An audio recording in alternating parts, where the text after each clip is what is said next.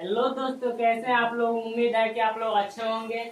और मैं लाया हूं आप लोगों के लिए कुछ केमिस्ट्री के महत्वपूर्ण क्वेश्चन जो एग्जाम में 10वीं के एग्जाम में हर बार पूछता है।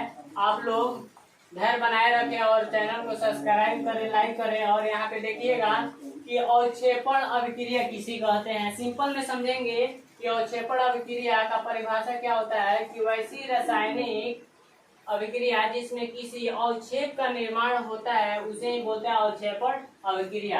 यहाँ पे रटना नहीं है बल्कि सिंपल तरह से समझना है कि कह रहा है क्वेश्चन में अवक्षेपण अभिक्रिया, तो जिसमें अवक्षेप का निर्माण हो, यानी कि जिसमें अवक्षेप का निर्माण हो उसे ही बोलते हैं क्या, अवक्षेपण अभिक्रिया। सिंपल हुआ, जिसमें अवक्षेप का निर्माण हो उसे ही बोलते हैं अवक्षेपण अभिक्रिया। एग्जाम्पल देखेंगे कि लेड नाइट्रेट विलयन में पोटेशियम आयोडाइड विलयन को मिलाने में पोटेशियम नाइट्रेट विलयन और लेड आयोडाइड का पीला अवक्षेप बनता है।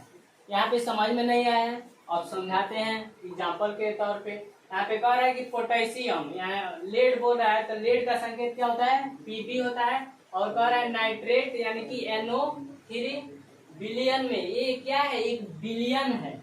उसके बाद कह रहा है कि पोटेशियम, पोटेशियम को किससे सूचित किया जाता है, किस से। उसके बाद बोल रहा है कि आयोडाइड, आयोडाइड के आई से बोलते हैं, संकेत उसका है। उसके कह रहा है कि विलयन, ये भी एक क्या है, विलयन है। विलयन को मिलाने में पोटेशियम नाइट्रेट विलयन, इसको दोनों को मिलाने में क्या बन रहा है कि पोटेशियम नाइट्रेट, यहाँ पे बन रहा है पोटेशियम नाइट्रेट। और कह रहा है कि और लेड आयोडाइड का पीला अवक्षेप बनता है, और लेड आयोडाइड का पीला अवक्षेप बनता है। तो यहाँ पे फिर से समझेंगे कि Pb पर 2+ चार्ज होता है और I पे माइनस चार्ज होता है, जो ये दोनों क्रिया करके क्या बना लिए, PbI2। इसको ऐसे हम लिख सकते हैं Pb2+I-, इसी को क्रिया, ये दोनों क्रिया करके PbI2 बना लिया, जिसको हम बोलते हैं लेड आयोडाइड। यही एक पीला अवक्षेप बनता है, जिसको इसे कहते हैं अवक्षेपण अभिक्रिया। उम्मीद है कि ये आप लोगों को समझ में आया होगा। अगला क्वेश्चन देखते हैं। देखिए दोस्तों, फिर आ गए दूसरा क्वेश्चन लेकर के, उदासीनीकरण अभिक्रिया किसे कहते हैं। उदासीनीकरण अभिक्रिया किसे कहते हैं, बिहार बोर्ड और यूपी बोर्ड में हर एक बार पूछता है कि उदासीनीकरण अभिक्रिया किसे कहते हैं। ये VBI क्वेश्चन है, इसको वेरी वेरी इंपॉर्टेंट क्वेश्चन है, इसको नोट कर लीजिएगा कि उदासीनीकरण अभिक्रिया किसे कहते हैं। यहाँ पे समझेंगे, सिर्फ इजीली तरीका से, रटना नहीं है, सब इजी तरह से समझेंगे। वैसी रासायनिक अभिक्रिया जिसमें अम्ल एवं क्षार अपने आयनों मूलकों की अदला बदली कर लवण एवं जल बनाते हैं उसे उदासीनीकरण अभिक्रिया, उदासीनीकरण अभिक्रिया कहते हैं। फिर से समझिएगा, उदासीनीकरण अभिक्रिया किसे कहते हैं, वैसी रासायनिक अभिक्रिया जिसमें अम्ल एवं क्षार अपने आयनों की अदला बदली कर लवण एवं जल का निर्माण करते हैं उसे ही बोलते हैं उदासीनीकरण। उदासीनीकरण अभिक्रिया किसे कहते हैं, सिर्फ इजी तरीका से। उदासीनीकरण का मतलब होता है जब अम्ल और क्षार आपस में मिलते हैं, अम्ल और क्षार आपस में मिलते हैं, तब वो क्या होता है, वो अपने आयन को अदला बदली करते हैं, एक्सचेंज करते हैं, तो क्या होता है, उदासीनीकरण अभिक्रिया, उसी को बोलते हैं। यहाँ पे एग्जांपल के तौर पे समझिएगा, उदाहरण,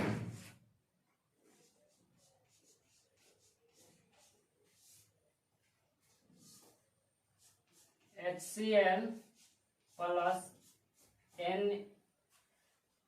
NaOH, एरो, तीर का निशान, NaCl, NaCl प्लस H2O। यहाँ पे देखिएगा उदाहरण कि कह रहा है कि HCl, इसको बोलते हैं हाइड्रोक्लोरिक अम्ल, जो हमारे शरीर में पाया जाता है। इसी के कारण हमारे शरीर में जो भोजन हम करते हैं, ग्रहण करते हैं, वो इसी के कारण पचता है, यानी कि इसको बोलते हैं हाइड्रोक्लोरिक अम्ल। ये अम्ल है, ये अम्ल है, ये क्या है, ये क्षार है। जब अम्ल और क्षार क्रिया करते हैं तो उसके आयन क्या होते हैं, एक्सचेंज होते हैं, यानी कि बदलते हैं। तो कह रहा है कि वही परिभाषा में वैसी रासायनिक अभिक्रिया जिसमें अम्ल एवं क्षार अपने आयनों की अदला, आयन को मूलक भी कहते हैं, मूल को अपने आयनों की अदला बदली करते हैं, तब उसे क्या कहते हैं, उदासीनीकरण अभिक्रिया। यानी कि अम्ल को लवण और जल भी बोला जाता है। यहाँ पे क्या हुआ कि HCl इसे क्रिया किया तो H बाहर हो गया और NaCl बना लिया, और यहाँ पे H2O यानी कि जल जो है H2O बाहर निकल गया। ये है जल, ये है सोडियम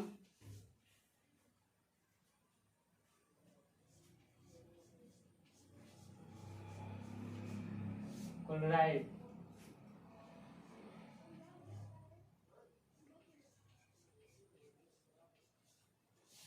यानी कि इसको बोलेंगे सोडियम क्लोराइड। दोस्तों आप लोग को ये क्वेश्चन समझ में आया होगा, अगर नहीं समझ में आया होगा तो फिर एक कमेंट करिएगा, इस क्वेश्चन को फिर दोबारा बताएंगे, क्योंकि बिहार बोर्ड और यूपी बोर्ड में बार बार एक क्वेश्चन पूछता है कि उदासीनीकरण अभिक्रिया किसे कहते हैं। वैसी रासायनिक अभिक्रिया जिसमें अम्ल एवं क्षार आपस में एक्सचेंज यानी कि अदला बदली करके लवण एवं जल का निर्माण करते हैं, उसे बोलते हैं उदासीनीकरण अभिक्रिया। अगला क्वेश्चन देखेंगे। हाँ दोस्तों, अब अगला क्वेश्चन देखेंगे कि उपचयन एवं अपचयन अभिक्रिया किसे कहते हैं। उपचयन अपचयन बहुत सिंपल सा क्वेश्चन है, ये भी एग्जाम्पल में इसको बताएंगे, और ये भी बिहार बोर्ड और यूपी बोर्ड में हर बार नहीं बल्कि बार बार पूछता है, और एक नंबर में भी पूछता है, एग्जाम्पल दे देता है और उसको पूछता है, इसीलिए ये VVI है। इसको नोट कर लीजिएगा अपने कॉपी में, नोटबुक में, और देखिए यहाँ पे समझेंगे कि उपचयन अभिक्रिया किसे कहते हैं। इसको उपचयन अभिक्रिया को ऑक्सीकरण अभिक्रिया भी कहा जाता है।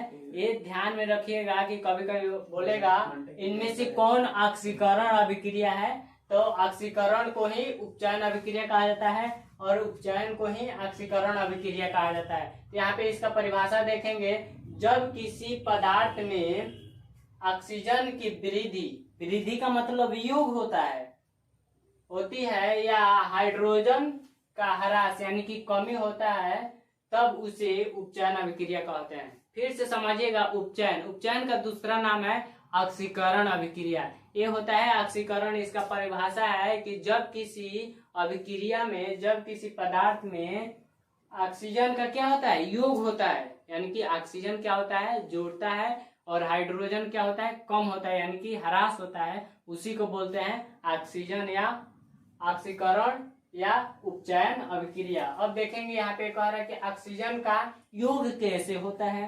हाइड्रोजन का ह्रास कैसे होता है, इसको हम समझेंगे। उदाहरण यहाँ पे देखिएगा,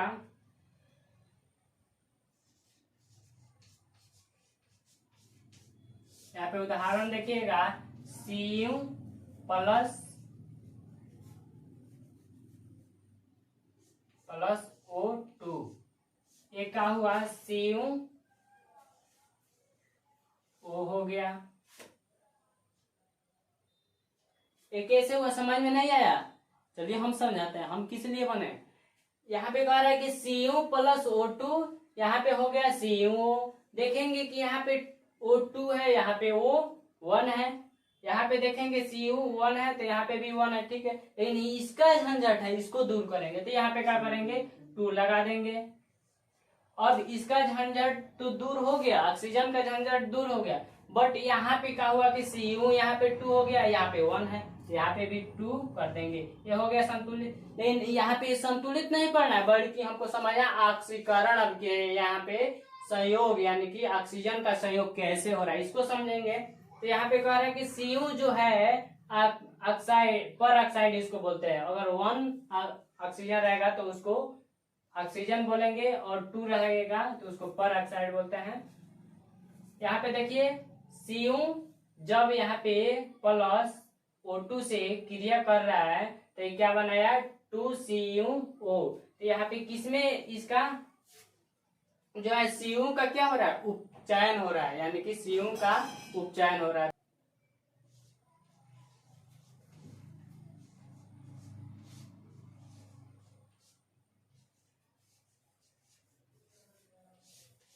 यहाँ पे इस उदाहरण में Cu का, कॉपर का क्या हो रहा है, उपचयन हो रहा है। इसी को बोलेंगे उपचयन अभिक्रिया या ऑक्सीकरण अभिक्रिया। एक और एग्जांपल देखते हैं, इसको मिटा देते हैं इस एग्जांपल को।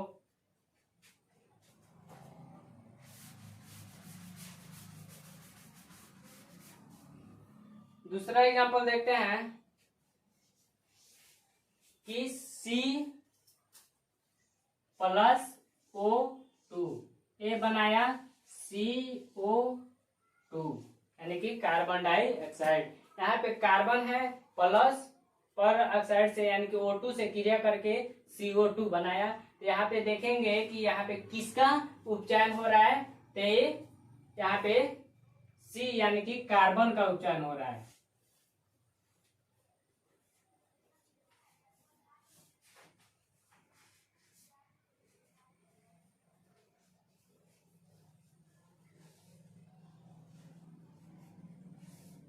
यहाँ पे उम्मीद है कि ये आपको समझ में आया होगा। अगला इसका देखेंगे, इसी का भाग देखेंगे, हाइड्रोजन का ह्रास। हाइड्रोजन का ह्रास कैसे होता है, हम लोग जान गए कि ऑक्सीजन का योग कैसे होता है। ऑक्सीजन यहाँ पे उपचयन हो रहा है, ऑक्सीजन का यहाँ पे दोनों जुट रहा है, दोनों जुट गया तो यानी कि कार्बन का उपचयन हुआ, जिसके कारण से ये दोनों क्या हुआ, जुटा। अब देखेंगे कि हाइड्रोजन का ह्रास यानी कि हाइड्रोजन इसमें से कैसे कमी होता है, हाइड्रोजन का कैसे इसमें ह्रास होता है उसको देखेंगे।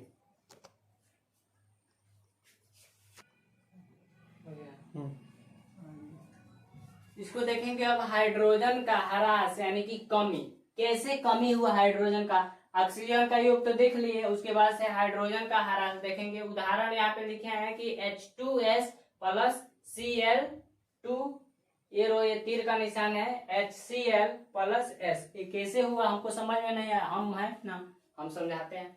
यहाँ पे देखेंगे कि H2S में से क्या गायब हो गया, S गायब हो गया यानी कि बाहर निकल गया, और Cl के साथ क्या जुड़ गया, H2 जुड़ गया, यानी कि H2S से क्या निकल गया, ये हाइड्रोजन निकल गया बाहर, यानी कि H बाहर निकल गया।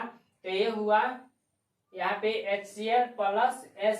तो इसमें क्या बन रहा है, पहले इसको संतुलित करेंगे, देखेंगे H2 है, इसमें H1 है, तो यहाँ पे 2 लगा देंगे। उसके बाद से देखेंगे अब सही हो गया। उसके बाद से ये इसमें से क्या निकल रहा है, ये निकल रहा है H2S से H बाहर हो रहा है, H2 बाहर हो रहा है। तो यहाँ पे हम लिख देंगे किसका है, ह्रास हो रहा है, कमी हो रहा है, यानी कि H2S का उपचयन हो रहा है।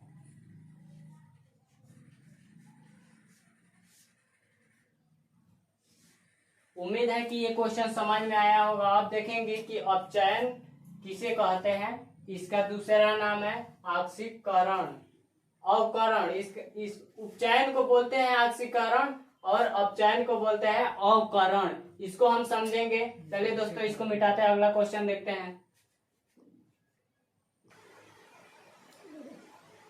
अब अगला क्वेश्चन देखेंगे दोस्तों कि अपचयन अभिक्रिया किसे कहते हैं। उपचयन तो हम लोग समझ गए हैं कि जिसमें ऑक्सीजन का योग होता है और हाइड्रोजन का ह्रास होता है। लेकिन अपचयन में क्या होता है कि अपचयन को अवकरण अभिक्रिया भी कहा जाता है। इसमें क्या होता है कि जब किसी पदार्थ में हाइड्रोजन की वृद्धि होती है, इसमें जस्ट उल्टा होता है, उपचयन का जस्ट उल्टा होता है। उसमें क्या होता था, हाइड्रोजन का ह्रास होता था और ऑक्सीजन का योग होता है। लेकिन इसमें क्या होता है कि हाइड्रोजन की वृद्धि होती है यानी कि योग होती है, और ऑक्सीजन का क्या होता है, कमी होता है। तो अब देखेंगे कि यहाँ पे हाइड्रोजन का योग कैसे होता है, ऑक्सीजन का ह्रास कैसे होता है। इसे ही बोलते हैं क्या, अपचयन अभिक्रिया या अवकरण अभिक्रिया।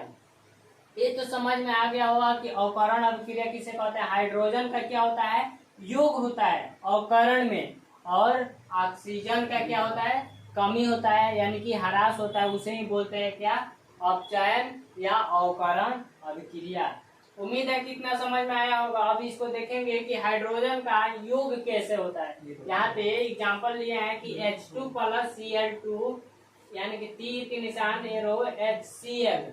अब देखेंगे यहाँ पे H2 है, यहाँ पे Cl2 है, तो यहाँ पे दोनों 1 है तो यहाँ पे 2 कर देंगे, ये संतुलित हो गया। तो इसमें किसका योग हो रहा है? हाइड्रोजन का योग हो रहा है। इसमें क्या हो रहा है? हाइड्रोजन यानी कि ये दोनों मिल रहा है, हाइड्रोजन + Cl मिल रहा है, तो इसमें किसका किसका योग हो रहा है? Cl2 का। इसमें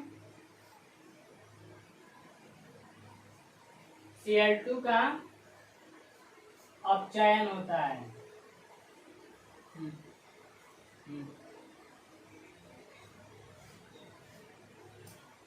इसमें Cl2 का क्या हुआ? अपचयन हुआ। इसी को बोलते हैं क्या? हाइड्रोजन का योग। यानी कि इसमें क्या हुआ? हाइड्रोजन मिल गया और Cl2 क्या हुआ? अपचयन हो गया। अब देखेंगे H2 + I2 यानी कि HI हुआ, तब इसमें यहाँ पे भी 2 कर देंगे। यहाँ पे देखेंगे कि दोनों बराबर हो गया द्रव्यमान संख्या। अब इसको क्या करेंगे? अब इसको देखेंगे कि इसमें क्या अपचयन हो रहा है। तो इसमें क्या हो रहा है कि ये दोनों जाकर जुट रहा है, इसमें ये दोनों जाकर जुट रहा है, तो किसका अपचयन हो रहा है? I2 का। तो यहाँ पे लिख देंगे I2 का अपचयन।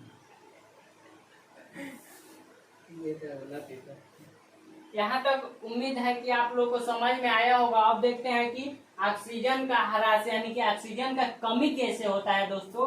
अब देखेंगे कि यहाँ पे CuO + H2 है, तो यहाँ पे Cu + H2 का हो रहा है कि यहाँ पे Cu क्या हो रहा है? अलग हो रहा है, यानी कि O से क्या हो रहा है? अलग हो रहा है, यानी कि कमी हो रहा है। CuO में क्या हो रहा है? Cu निकल रहा है, यानी कि कमी हो रहा है, यानी कि इसमें ऑक्सीजन का कमी हो रहा है। तो यहाँ पे लिखेंगे, हाँ दोस्तों, तो यहाँ पे देख रहे हैं कि CuO + H2 Cu + H2O के इसमें क्या हो रहा है कि ऑक्सीजन का क्या हो रहा है? ह्रास हो रहा है। Cu से ऑक्सीजन निकल रहा है, यानी कि CuO का क्या हो रहा है? अपचयन हो रहा है, यानी कि अवकरण। इसका दूसरा नाम भी है अवकरण हो रहा है। यहाँ पे भी देखेंगे ZnO + H2 यानी कि Zn बाहर हो रहा है, किससे? ऑक्सीजन से, तो यानी कि Zn का क्या हो रहा है? अपचयन हो रहा है। उम्मीद है कि ये वीडियो आप लोगों को पसंद आया होगा और यहाँ पे उपचयन एवं अपचयन समझ में आ गया होगा। तो आ गया है तो कमेंट में कमेंट करिए, नहीं आया है तभी कमेंट करिए, फिर से बताएंगे इसको अगले वीडियो में। देखते हैं अगला क्वेश्चन, इसको मिटा करके देखते हैं अगला क्वेश्चन क्या है, उसको देखते हैं दोस्तों। हाँ दोस्तों, तो इसके बाद मिलेंगे अगले वीडियो में। तब तक मेरे चैनल से जुड़े रहिए। अपना साइंस हम है आपके साथ, और जुड़े रहिए मेरे साथ।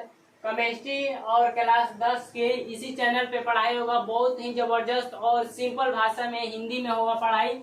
आप लोग जुड़े रहिए और चैनल को सब्सक्राइब करें, लाइक करें और घंटी को दबाना ना भूलें। चलिए मिलते हैं अगले क्लास में। Bye bye.